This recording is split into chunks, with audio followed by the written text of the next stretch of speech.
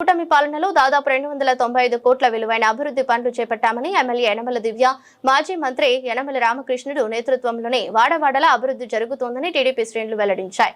కాకినాడ జిల్లా తుని తెలుగుదేశం పార్టీ కార్యాలయంలో ఏర్పాటు చేసిన మీడియా సమావేశంలో టీడీపీ శ్రేణులు మాట్లాడుతూ అభివృద్ధి ఎజెండాగా యనమల నాయకత్వం పనిచేస్తుందని, అటువంటి మాజీ మంత్రి యనమల రామకృష్ణుడు ఎమ్మెల్యే యనమల దివ్యపై ప్రతిపక్షం చేస్తున్న విమర్శలు పూర్తిగా నిరాధారమని టీడీపీ శ్రేణులు మీడియా సాక్షిగా వెల్లడించారు.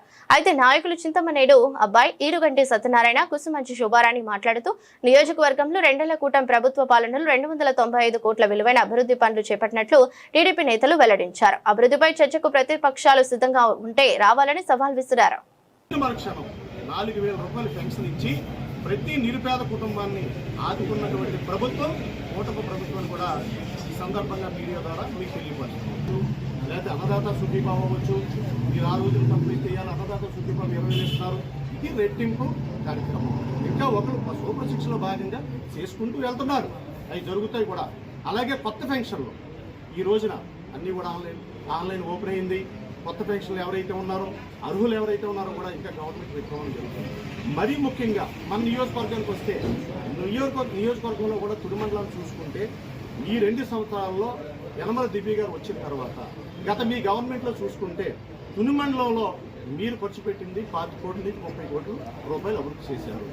సంక్షేమం అలా పక్కన పెట్టి ఇది అభివృద్ధికి వస్తే మరి ఈ గవర్నమెంట్లో చూసుకుంటే 94 లక్షల రూపాయలు తుని మండలంలో సీసీ రోడ్లు గాను, లేకపోతే రైతులు వ్యవసాయం చేసుకునే రైతులు వర్షం వచ్చినా ఎండ ఎక్కువ ఉన్నా మరి ఎరువులు దాచుకోవడానికి కానీ షెడ్స్ తోటి ప్రతి రైతుకి కూడా అవసరమైన రైతుకి షెడ్లు నిర్మించడం జరిగింది. 2 లక్షల రూపాయలు.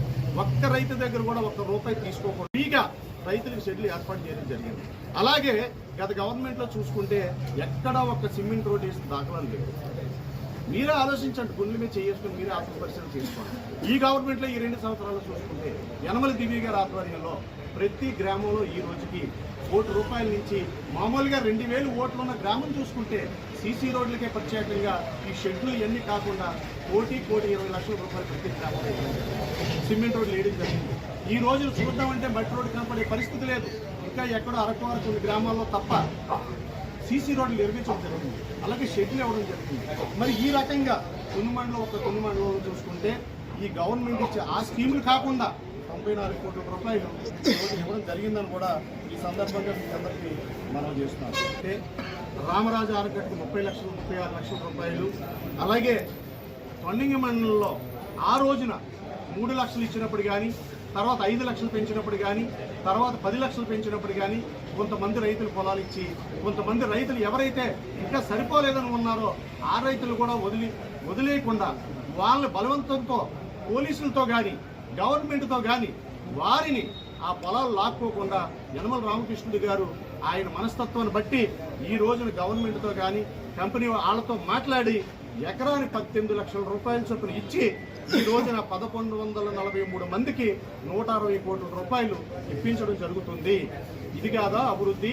ఇది కాదా రైతును ఆదుకోవడం అని కూడా ఈ సందర్భంగా మీ అందరికీ మనం చేస్తున్నాం. అలాగే కుటుంబానికి 4,95 లక్షలు అంటే మెయిన్గా చేసి, అలాగే పంప ఆనకట్టు నుండి తొండంగి మండల దిగువ గ్రామాలకి సుమారు 8,000 గ్రామాలకి 2వ పంటకు గాను 1 టీఎంసీ నీటిని కూడా విడుదల చేయించడం, గవర్నమెంట్తో మాట్లాడి కూడా విడుదల చేయించడం జరుగుతుంది. ఏంటి రైతులు బాగుండాలన్న ఉద్దేశంతో.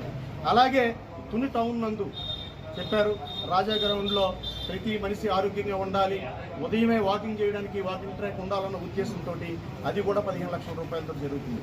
అలాగే తొండంగి మండలంలో డిగ్రీ కళాశాలని అభివృద్ధి చేయాలని 1,40 లక్షలతో కూడా అది కూడా అభివృద్ధి చేయడం జరుగుతుంది. అలాగే తుని మండలంలో ఎస్ఎన్వరం గ్రామంలో శివారు మన తునికి ఎంట్రన్స్ లో ఉన్నటువంటి కాముడి చెరువుని వాకింగ్ ట్రాక్,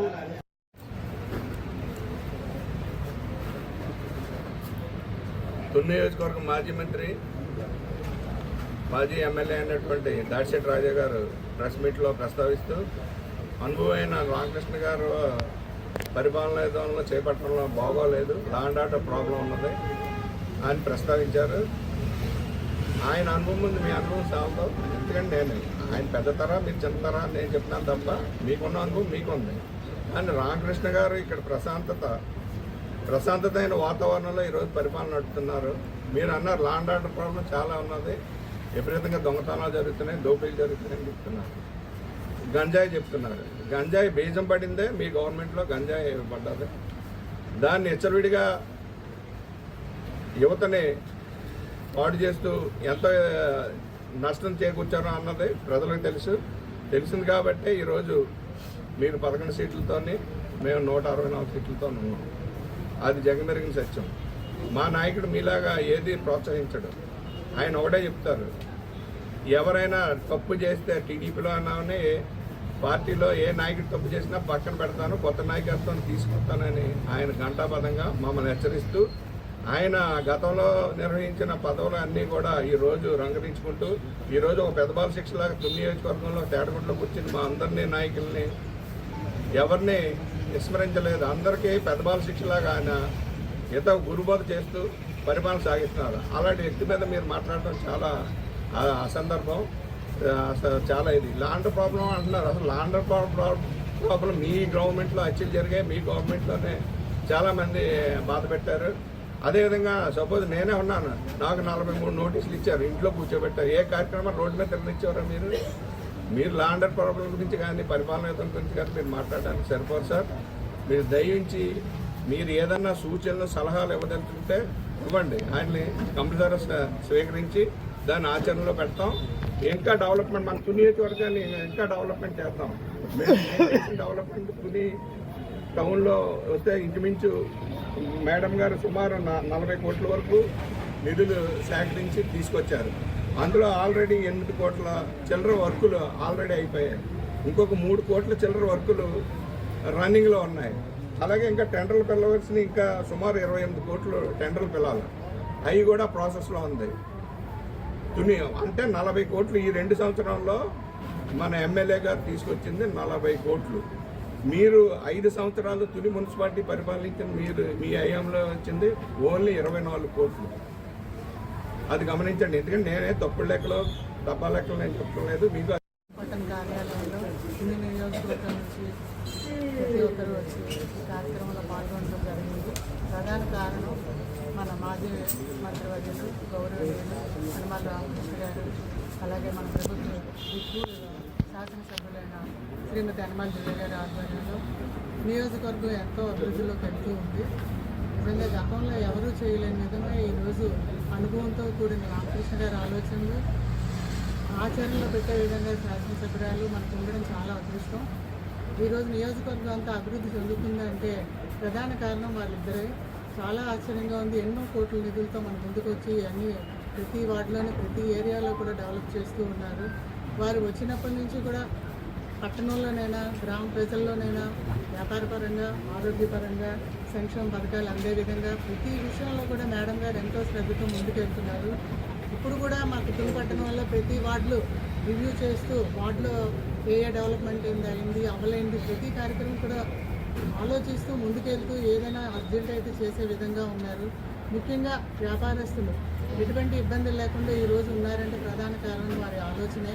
గతంలో ఎంత ఇబ్బంది పడ్డారో వ్యాపారస్తులు మాకు తెలుసు. వ్యాపారస్తులు అందరూ వచ్చి మా దగ్గర కూడా ఎంతో బాధ వ్యక్తం చేసేవారు. అటువంటి ప్రధాన కారణం అటువంటివి ఏమీ లేవు. ఇప్పుడు